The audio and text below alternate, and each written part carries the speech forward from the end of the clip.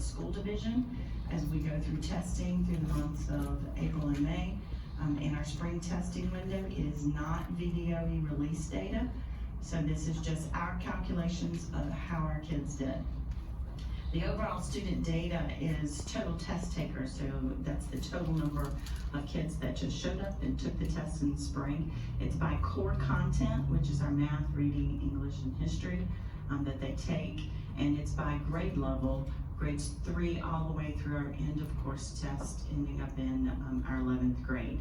It is not, what we're going to show you tonight is not school specific. It is a very 30,000 foot view of division level. Data was pulled from our VDOE assessment system. It was disaggregated by school, by content, by grade level, by subgroup. The data analysis actually was completed overall, which we're going to show you tonight, and then by subgroup. Okay, so think about the number of students that passed that test for us this past year. We also have included, where it's applicable, our numbers for growth and for recovery, and then the associated pass rate when we bring those into that factoring. So what ultimately is going to be that reporting from the state is going to factor in that growth and recovery, and we'll talk about more of that here in just a moment. I just kind of wanted to differentiate between those two blue columns on the chart there. Quick reminder, so as we're looking at growth and recovery, specifically with recovery, we're talking about a student who passed the test for this current year, so in this example 22-23, and had not passed the previous year. So it's a student that is actually getting that recovery. They're coming back to where we want them to be in that passing column. That could mean that they moved from a 399 to a 400, but obviously it's a very important point as we are looking at that overall score.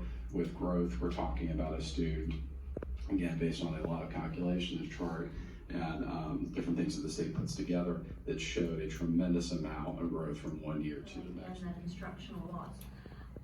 While the scores aren't where we want them to be, they're never going to be where we want them to be until every student is passing that test or every student is successful.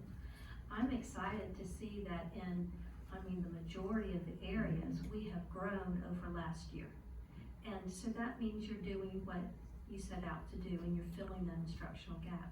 And I know when we had the drop after COVID, some of the new board members were like, that you talk about sticker shock.